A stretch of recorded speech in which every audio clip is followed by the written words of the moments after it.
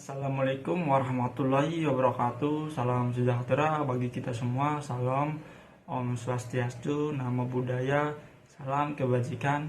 Perkenalkan, saya Muhammad Furkan, NIM 2022 D1 D150 kelas 1C, Fakultas Teknik Pertambangan. Dalam kesempatan presentasi ini saya akan membahas tentang permasalahan hukum yang ada di Indonesia. Dalam hal ini, karena presentasi dilakukan secara daring, Bapak atau Ibu yang saya hormati, dalam presentasi ini tidak ada sesi tanya jawab khusus. Oleh karena itu, saya harap kita semua bisa mengikuti presentasi ini dengan seksama. Kita semua sudah tahu bahwa Indonesia adalah negara yang berdasarkan atas hukum dan bukan atas dasar kekuasaan. Hal ini sesuai dengan amandemen ketiga Undang-Undang 1945 yang menyatakan bahwa negara Indonesia sebagai negara hukum. Hal ini mungkin disebabkan pada masa Orde Baru kekuasaan banyak diselewengkan, sehingga dengan penambahan pasal ini, maka semua rakyat Indonesia tanpa melihat statusnya harusnya mampu berbuat dengan kesiapan bertanggung jawab yang berlaku di Indonesia. Dalam pasal 27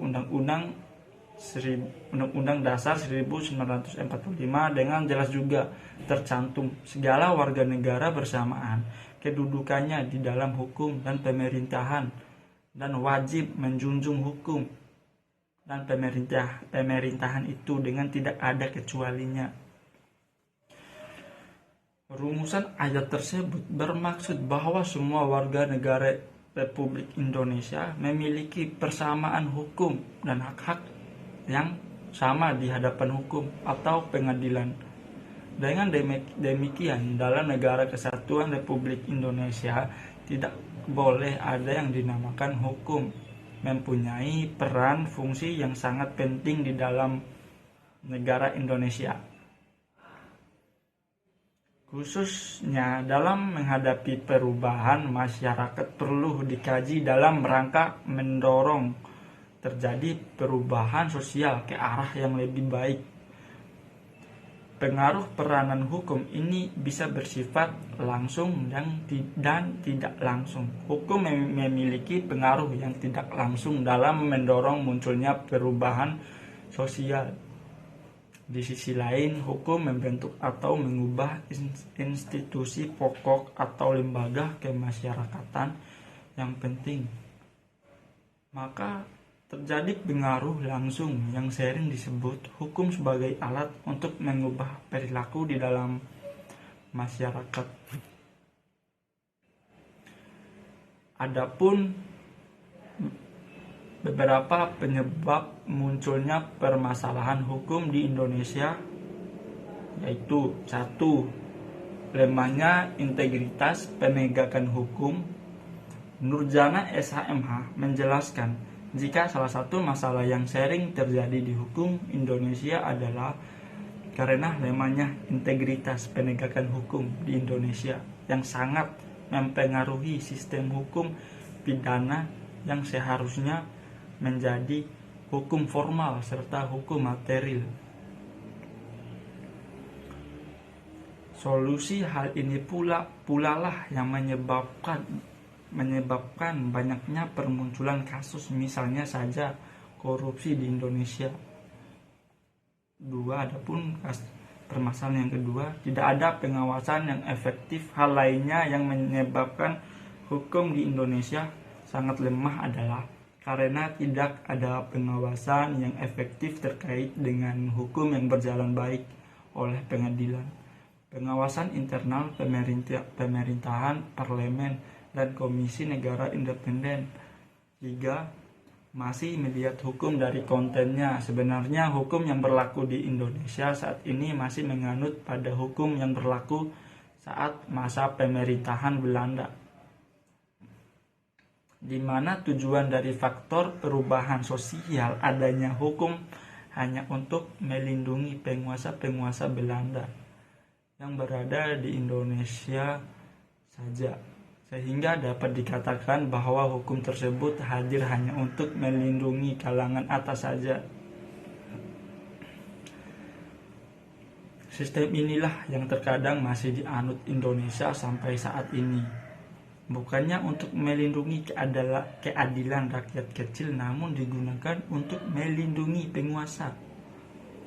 4. Mentalitas praktisi hukum yang lemah. Masalah lainnya adalah lemahnya praktisi hukum yang menjalankannya, seperti jaksa, hakim, pengacara, bahkan polisi. Jika praktisi hukum yang ada masih macam-macam bencana alam di Indonesia memiliki mentalitas yang lemah, maka tentu saja akan menyulitkan proses hukum yang sedang berlangsung sehingga harapan untuk hukum yang adil bagi rakyat hanyalah sebatas impian semata. Yang kelima, struktur hukum yang overlapping kewenangan. Hal lainnya yang dapat menyebabkan permasalahan hukum adalah struktur hukum di Indonesia yang terkadang overlapping terhadap kewenangan yang ada. Hal ini tentu saja akan membuat asa diferensial fungsional terabaikan yang akhirnya akan memicu konflik. Yang keenam, sarana dan prasarana hukum kurang memadai di Indonesia sendiri. Sarana dan prasarana hukum yang sangat kurang, mulai dari batas wilayah laut Indonesia, dari bangunan sehingga pelaku-pelaku hukum memiliki sumber daya yang terbatas. Sehingga hal inilah yang membuat jalannya hukum di Indonesia masih begitu mengalami banyak masalah. Adapun yang ketujuh, peraturan hukum yang kurang jelas. Dengan adanya peraturan yang jelas pasti serta partisipasi aktif di dalamnya tentu saja akan membuat peraturan hukum di Indonesia semakin baik. Namun sayangnya di Indonesia sendiri masih banyak masalah-masalah hukum yang berkaitan dengan penilaian multitafsir dari peraturan-peraturan yang ada. Selain itu, partisipasi publik yang sangat minim dalam pembentukan perundang-undangan juga menjadi penyebab dari masalah hukum di Indonesia. Yang ke-8, independensi hakim masih bermasalah. Proses hukum akan berjalan baik jika hakim memiliki kekuasaan yang merdeka tanpa harus dipengaruhi dari tekanan berbagai pihak. Namun masih banyak ditemukan kasus di Indonesia jika independensi hakim masih sangat bermasalah. Masih banyak hakim-hakim Indonesia yang rentan terhadap suap dari beberapa pihak. 9. Proses peradilan yang masih bermasalah. Masih banyak ditemukan proses peradilan di Indonesia yang selalu bermasalah. Hal ini bisa saja disebabkan karena tak adanya jaminan ataupun pengaturan yang melarang kegiatan suap menyuap. Masih banyak pula diskriminasi hukum yang berdasarkan status ekonomi dan sosial seseorang. 10. Kesadaran hukum masyarakat yang kurang. Jika kondisi masyarakat Indonesia sudah banyak perkembangan wilayah Indonesia yang melek terhadap hukum, maka tentu saja potensi atas penyelewengan hukum bisa diminimalisir. Namun sayangnya masih banyak masyarakat Indonesia yang belum terlalu sadar akan hukum, sehingga memicu perkembangan kecurangan serta penyelewengan yang semakin meningkat di dalam proses hukum. Adapun akibat-akibat yang akan terjadi berdasarkan permasalahan hukum tersebut, maka akan menimbulkan akibat-akibat, yaitu 1. Ketidakpercayaan masyarakat pada hukum. Masyarakat berpendapat hukum banyak merugikan mereka. terlebih lagi soal materi, sehingga mereka berusaha untuk menghindarinya. Karena mereka percaya bahwa uanglah yang berbicara dan dapat meringankan hukuman mereka. Fakta-fakta yang ada diputar balikan dengan materi yang siap diberikan untuk penegak hukum. Kasus-kasus korupsi di Indonesia tidak terselesaikan secara tuntas karena para petinggi negara yang terlibat di dalamnya mempermainkan hukum dengan menyuap sana-sini agar kasus ini tidak terungkap. Kepercayaan masyarakat pun pudar.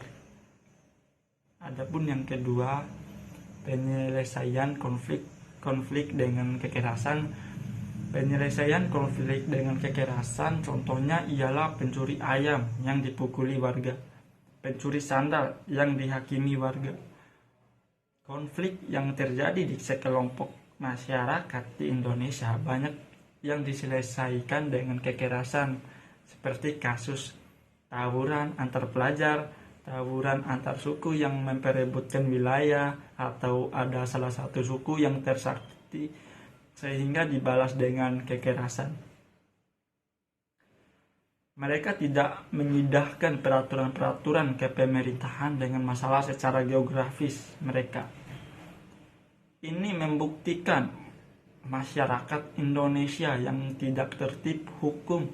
Seharusnya masalah seperti maling sandal atau ayam dapat ditangani oleh pihak yang berwajib, bukan dihakimi secara seenak mereka, seenak masyarakat lah. Bahkan dapat menghilangkan nyawa seseorang.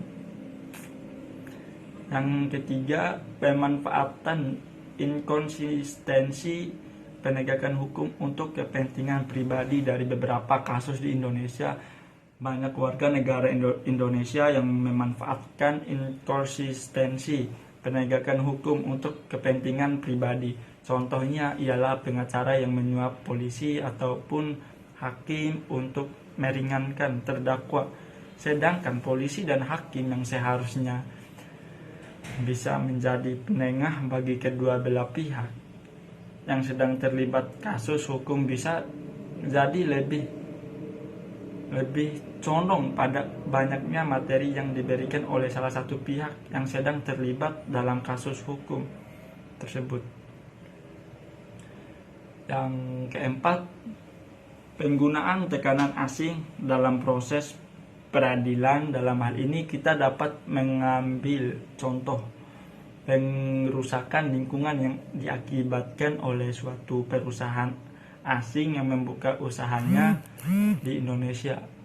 Mereka akan meminta bantuan dari negaranya untuk melakukan upaya pendekatan kepada Indonesia agar mereka tidak mendapatkan hukuman yang berat atau dicabut izin memproduksinya di Indonesia, izin memproduksinya di Indonesia. Adapun solusi dalam mengatasi munculnya masalah hukum di Indonesia, permasalahan penegakan hukum akhir-akhir ini menjadi perhatian masyarakat luas yang mulai menunjukkan sikap peduli serta prihatin karena penegakan hukum yang terjadi selama ini belum memberikan arahan penegakan hukum yang benar sebagaimana yang diharapkan masyarakat dalam penyelenggaraan negara hukum di Indonesia. Untuk mengatasi munculnya masalah hukum di Indonesia, maka faktor-faktor penyebab munculnya masalah hukum tersebut haruslah dicegah atau dihilangkan atau diperbaiki, seperti yang pertama, integritas penegakan hukum harus kuat, tidak terpengaruh dengan godaan. Yang kedua, harus ada pengawasan yang efektif. Yang ketiga, tidak ada lagi melihat hukum dari kontennya, tapi pada pelaksanaan dan manfaat bagi masyarakat. Yang keempat, mentalitas praktisi hukum harus kuat. Yang kelima, struktur hukum harus jelas dan tidak overlapping kewenangan. Yang keenam, sarana dan prasarana hukum harus memadai. Yang ketujuh, peraturan hukum harus jelas dan mudah dipahami. Yang kedelapan, independensi hakim harus jelas dan tidak bermasalah. Yang kesembilan, proses peradilan harus transparan dan tidak bermasalah. Yang ke-10, kesadaran hukum masyarakat harus tinggi. 11, political will dan political action harus kuat. 12, penegakan hukum masih mengutamakan substansi bukan formalnya saja. 13, peraturan perundangan harus memihak rakyat. Yang ke-14, kebijakan diputuskan harus bersifat komprehensif atau menyeluruh. Yang 15, budaya lama jangan terus dilanjutkan kecuali bermanfaat bagi masyarakat luas. Ya, sekian presentasi saya hari ini. Jika ada kurangnya, saya mohon maaf yang sebesar-besarnya. Semoga apa yang saya sampaikan berguna untuk diri saya sendiri dan banyak orang pada khususnya.